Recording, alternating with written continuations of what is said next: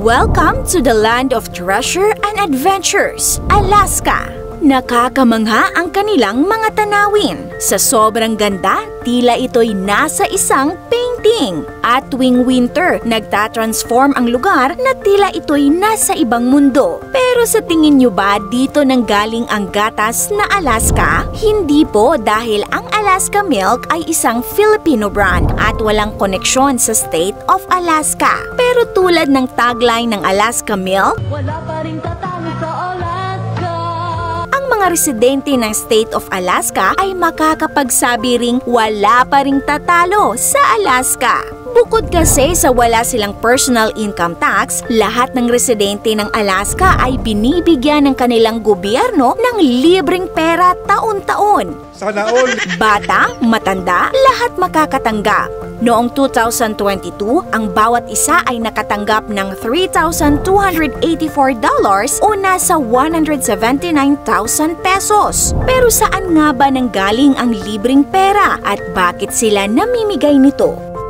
Ang Alaska ay isa sa mga estado ng United States at ito ang pinakamalaki sa lahat. Meron itong total land area na mahigit 1.5 million square kilometers. Malaki pero isa rin sa may pinakakaunting populasyon. As of 2023, meron lamang itong populasyon na 733,406. Kilala ang Alaska sa tawag na The Last Frontier. Malaking bahagi ng Alaska ang hindi pa nagagalaw ng tao, kaya naman sagana ang lugar sa mga kagubatan at mga hayop. Tahanan ito ng nasa mahigit 3 million na lawa at 100,000 glaciers. Pero alam nyo ba mga ka-awesome, ang Alaska ay pagmamay-ari dati ng Russia. Ibinenta ito ng Russia sa Amerika sa halagang $7.2 million lamang. Kung gusto nyong malaman kung bakit, may separate video po kami nito. Ilalagay namin ang link sa description at comment section. Sa Alaska ay walang personal income tax at bawat mamamayan ay nakakatanggap ng libreng pera. At ito ay dahil sa tinatawag nilang Permanent Fund Dividend. Ang Permanent Fund Dividend o PFD ay isang programa kung saan magbabahagi sila ng pera sa mga eligible Alaskans mula sa kita nila sa oil.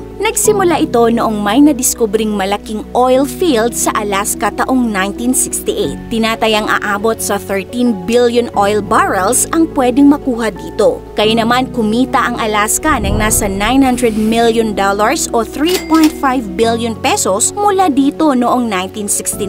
Pero na-realize ng kanilang gobyerno na hindi unlimited ang supply ng langis at pwede itong maubos. Kaya naman noong 1976 ay sinet up ng administrasyon ng dating Governor Jay Hammond ang Alaska Permanent Fund. Isa itong sovereign wealth fund kung saan nag-iipon o nagtatabi sila ng pera para mapakinabangan ng future generations ang kita nila sa oil. Nakasaad sa Constitution na at least 25% ng total earnings ng estado mula sa oil at mineral ay ilalagay sa fund. Pagdating ng 1980 ay ginawa naman ang Permanent Fund Dividend. Kaya naman simula 1982, lahat ng residente ng Alaska ay nakakatanggap ng dividend taon-taon. At para mapalago ang fund ay nag-invest din sila sa stocks, bonds, real estate, hedge fund at iba pa. Hindi naman fixed ang amount ng payout. Ito ay nakadepende sa average taxable income ng PFD sa nakaraang 5 taon. So far, taong 2022, ang pinakamataas na payout na umabot ng $3,284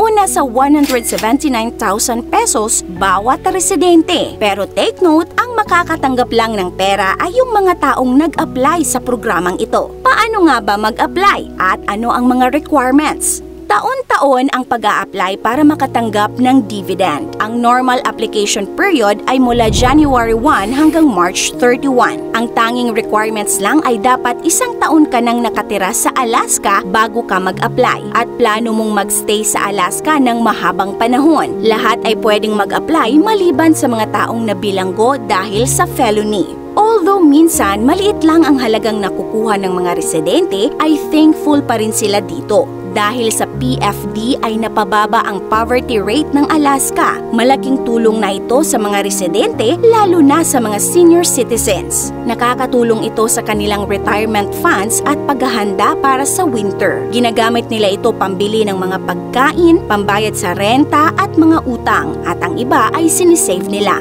Pero hindi rin biro ang tumira sa Alaska. Napakahirap lalo na tuwing winter. May mga lugar na hindi sinisikatan ng araw ng 2 buwan kaya sobrang lamig. Ang phenomenon na ito ay tinatawag nilang polar night. Sa mga panahong ito, malaki ang risk na magkaroon ng depression ang mga Alaskans kasi nga puro kadiliman lamang ang kanilang nakikita. Tuwing summer naman ay nangyayari ang tinatawag nilang midnight sun kung saan more or less 80 days na hindi naman lumulubog ang araw at ang mga hindi sanay ay mahihirapang matulog. Nasa top 10 rin ang Alaska sa mga pinakadelikadong estado sa Amerika dahil sa napakataas na crime rate, laganap ang droga at alkohol, meron pang mga gangs. Marami rin ang mapanganib na mga hayop dito gaya ng mga bear at sobrang taas din ng cost of living sa Alaska. Ka-LDS na sobrang taas ng cost of living dito sa Alaska. Mahal ang pabahay at mga bilihin. Kaya may mga Amerikano din na nagsasabing hindi daw worth it ang lumipat doon. Kukulangin lang daw ang perang ibinibigay ng gobyerno dahil sa taas ng cost of living doon. Kung nagustuhan nyo ang content natin today, mag-comment ng yes. This is your Ate O from our Republic. Hanggang sa muli and stay awesome!